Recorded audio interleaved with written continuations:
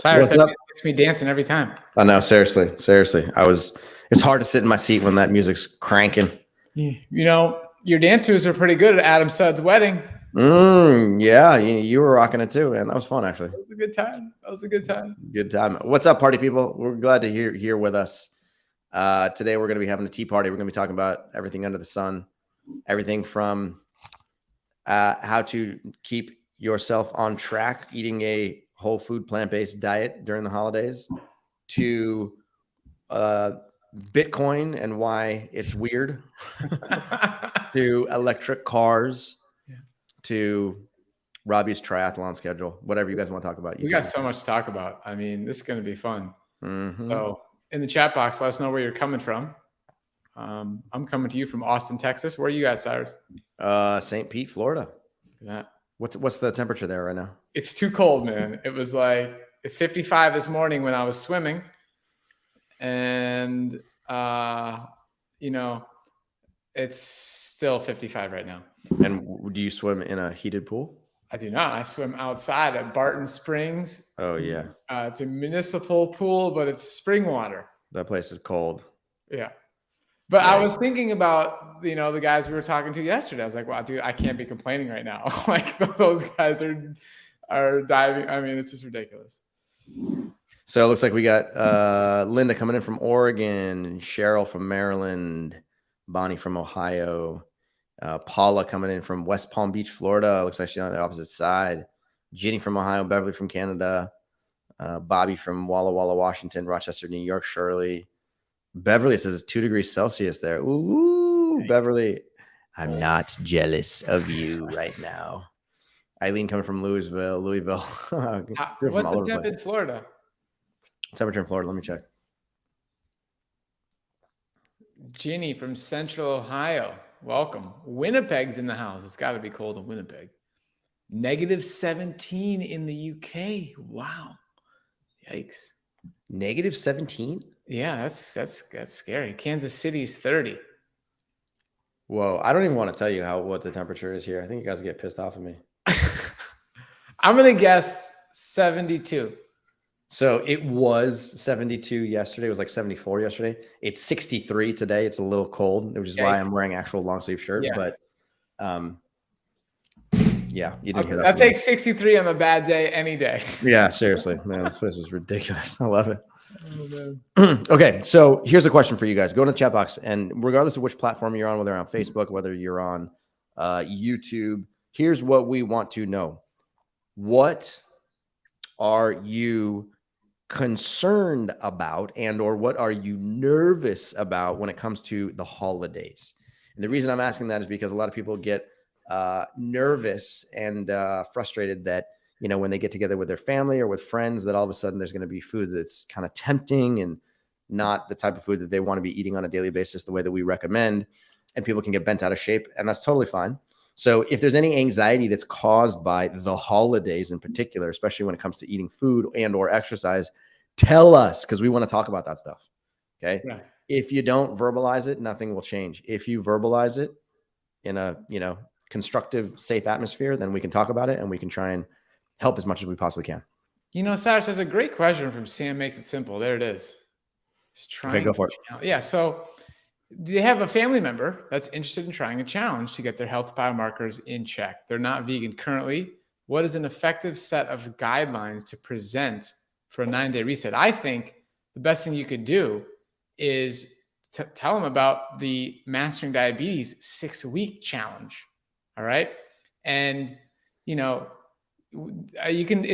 go to masteringdiabetes.org/start, and you can learn more about this. You can book a call. But look, if it's for a family member, maybe you should start by giving them the book, right? You have to, this is a very important topic when we're talking about the holidays, okay? One of the biggest challenges of making this lifestyle change is observing family members and people you love, people you care about, not see it the same way you see it. It's like you got this information, you made changes, you're here watching this live, you're excited about this, but then you see others are not. And that discrepancy is a little hard to handle. It's kind of challenging. So oftentimes we try and want health for other people, but the best thing to do is focus on yourself, be a great example, and then try and invite people into it. If you're going to spend too much time and energy trying to help somebody else who's not really ready, that doesn't usually go that well. But it's nice to give them a resource, give them a tool to help them get started, and maybe that will entice them to come in. So oftentimes challenging family conversations arise because you're trying to push somebody towards something they're not interested in. So if you kind of just let that go, be chill, just be an example, kind of deflect certain statements that might come your way and just live and try and focus on other conversations that you guys have in common, you can oftentimes have a better holiday experience. So that's an important tip that I had to learn the hard way, trying to get my family to make changes. It just didn't go so well. So, yeah. Well said. Well said. Okay. There's a lot of questions here, or a lot of people are responding saying things like desserts, high sugar foods, gaining weight, cookie temptation. I see a lot of these things about like sweet foods and like high fat, high sugar foods. So I get it. The holidays are the worst when it comes to eating high fat, high sugar foods because the stuff's all around you. And it makes you feel like if you're not eating it, then you're the outcast, that something's wrong with you, right? So we here in the Western world have made it socially acceptable to eat like crap during the holidays. And if you choose to eat healthy during the holidays, then you get questioned. It's dumb. It's all backwards. The whole freaking thing is backwards, right? So if there's this pressure that comes from friends or family members or society that basically says, if you don't eat this pumpkin pie, then you're going to get interrogated. Or if you don't eat this turkey dish, or if you don't have this, like, this graving with mashed potatoes with butter in it, then something's wrong with you, right? A simple way to get rid of all that stuff is to basically just stop caring. It may sound crass, but just stop caring what other people think about you, right? I mean, I just turned 42, and as I've gotten older, I've started to realize that like I care about what other people think, and I care about presenting myself in the right way. But at a certain point, I can't worry about what other people think.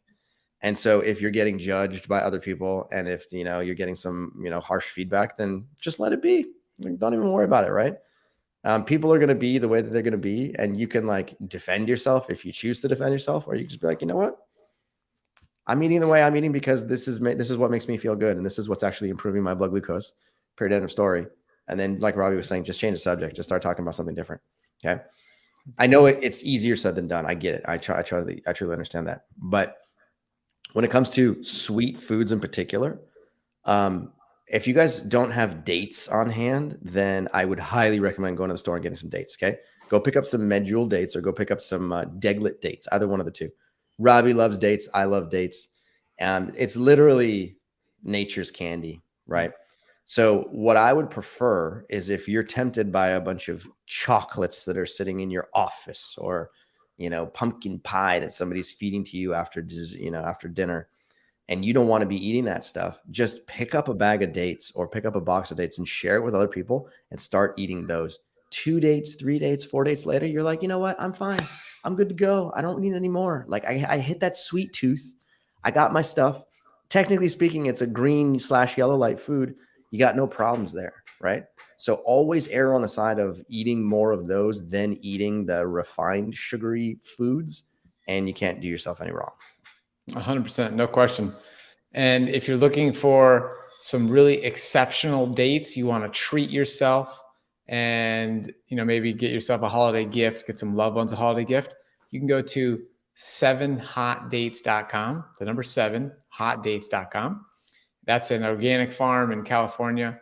I just received a shipment from them yesterday of a box of medjool dates, and they're like wet, juicy, and delicious. If you want them to be firmer, you can just put them in the freezer or the fridge. But if you want some like water-rich dates, or the most water-rich you can get your hands on, you got to buy it straight from a really good farm. I feel like you could make a smoothie with some dates, some bananas, and some almond green. Yeah. I mean, that's life-changing. Ooh, talk about that new pumpkin spice that we just released. Okay, pumpkin spice. It's the holidays, guys. All right. And there's a lot of things that represent the holidays, and pumpkin spice is one of them. So we wanted to make sure we put together another great tasting product. So this one has cardamom. I know you're a big fan of cardamom, Cyrus. Yeah, I'm a huge fan of cardamom. It's got of course, amla. All right. It's got pumpkin spice. And, I can't remember all the other ingredients. I think it has cinnamon in it too. Cinnamon. Yep. Yeah. And so the bottom line here is it tastes fantastic. When you're trying to get some of these medicinal plants in your body, the world's most antioxidant rich whole food, unfortunately, it doesn't taste good, right? So if you want to get it in your body consistently, you have to make it taste better. And that's what we did. That's why we created Amla Green in the first place, because not enough people know about this plant and the benefits it can have for literally just getting more antioxidants in your body. All right. Cyrus, you just did an entire webinar on this topic, immunity, okay? And how important it is to get the right nutrients in your body to put your body in the best place possible to defend against the stuff that's happening in our external environment. And when we created pumpkin spice, because number one, it just tastes amazing. But number two, to help you get it in your body consistently. Like, I cannot say that enough. If you're not on the subscription and you're just like having it sent to you regularly, I just get it sent to me regularly. And I have this in my smoothie every single morning. I had it this morning in a smoothie with bananas, wild blueberries, some cilantro, some Amla Green. Like, consistency. So if you haven't had Amla Green yet, I would try, there's a sampler pack where you can try all the varieties. That's fantastic. If you haven't tried pumpkin spice, now's the time. Linda says she loves cardamom, so that's fantastic. You're going to love pumpkin spice. So I'm going to share my screen here. Yeah. So just go to amlagreen.com/pumpkin, as you can see on your screen. So if you just go to that URL, then you'll get to this page right here where you can enter your name and your email address and your phone number, and we will give you this ultimate pumpkin recipe guide. So this is a recipe guide that is extremely tasty, that has a whole collection of recipes that are 100% whole food plant-based, that incorporate Amla Green pumpkin. And when you put it inside, trust me, you're going to absolutely love the recipes. So if you haven't gotten your hands on this stuff already, we're just going to give you this free pumpkin recipe guide just because we love you. So go ahead and get your hands on that. And then when you actually get a chance to pick up the pumpkin spice Amla Green, I think you're going to really, really enjoy what the flavor it has. There's a lot of people who've been writing back to us telling us how much they love it. And during the holidays is a fun thing to add to your food. No question. 100%. Ginny's drinking the pumpkin spice right now. Woo, look at that, Ginny. Nice work. Keith says, I love the pumpkin spice amla. Use it as a tea. It's wonderful. Boom. Okay, so let's go back. There's a comment up here from Sonia. There's two comments from her. She says, a nutritionist said that it would help to eat meat and get certain proteins that vegans can't get from beans and legumes. I don't intend on not being vegan. I've been doing that for 9 years. How do I get more fat? And how do I get more protein to help type 2 diabetes and lack of energy? All right. I was doing a ton of research earlier this week about the effect of protein on diabetes. And we'll be the first people to tell you, we've said this 1,000 times over. It's all written in the Mastering Diabetes book and beyond, that eating more fat is not the answer for diabetes. So Sonia, your question is, how do I get more fat? The answer is you don't want more fat in your diet. Okay. And I don't actually know how much fat is in your diet, but we target somewhere between 10 and 15% of your total calories coming from fat that comes from the plant-based world. If you're in that range, I don't want you to worry about being fat deficient. There really is no such thing as being fat deficient. That's number one. Number two, doctors like to tell their patients that in order to quote unquote stabilize your blood glucose, you should eat more protein. But if you look at what the research says, I literally dug up 70 scientific references the other day demonstrating that protein, adding more protein to your food, causes what's called late onset postprandial hyperglycemia. Long words to basically say, in the first 3 hours after eating a protein-rich meal, your blood glucose looks very normal. But then starting at the 3-hour marker and going upwards of the 12 to 18-hour marker is when you get what's called postprandial hyperglycemia, meaning after a meal hyperglycemia. So blood glucose looks nice and normal for 3 hours. And then at the 3-hour marker, boom, it starts to increase. And it just goes up on an upward trend. And if that's happening to your blood glucose, well, then guess what? Your pancreas now has to manufacture more insulin in order to bring that blood glucose down. So eating more protein, even though nutritionists and doctors want you to believe that it's going to quote unquote stabilize your blood glucose, it does the opposite. It unstabilizes your blood glucose. It increases your level of baseline insulin resistance, which has been shown in many of these 70 research papers that I demonstrate. And it causes both late onset hyperglycemia and late onset hyperinsulinemia. So excess glucose in your blood, excess insulin in your blood literally is worsening your diabetes health. So if anybody ever tells you that you need more protein and your protein is already within the 10 to 15% of your total calorie range, literally turn to them and say, thank you for your opinion. Your opinion is not backed by scientific evidence, and leave it at that. Okay.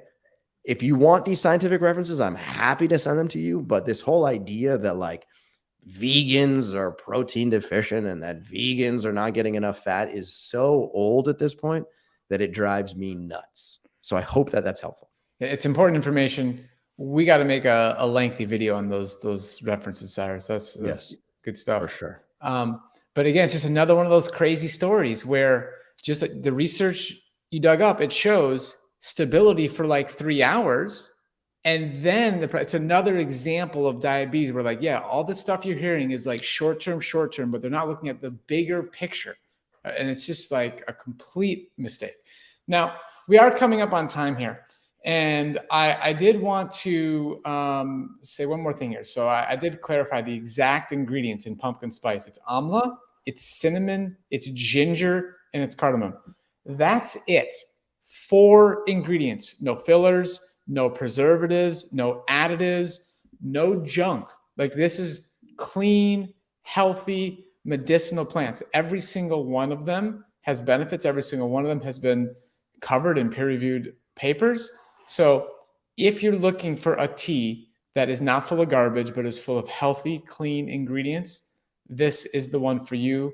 Make sure to get it. I saw a comment where somebody tried the sampler pack and they absolutely loved it. So that's a great place, but make sure you're getting pumpkin spice in your life. Those are words to live by right there. Those are definitely words to live by. Okay. So I'm gonna share my screen with you guys. Give me just 1 second here because I want to geek out on something here for a second. Cheryl says the site says not yet available. I'm going to check that out. I want to make sure that you can see it. So let me make sure I get you the right link. Okay. So on this subject, hold their thought here for a second. Okay. On the subject of protein, because I know there's a lot of interest in the word in the idea of protein here. Share my screen.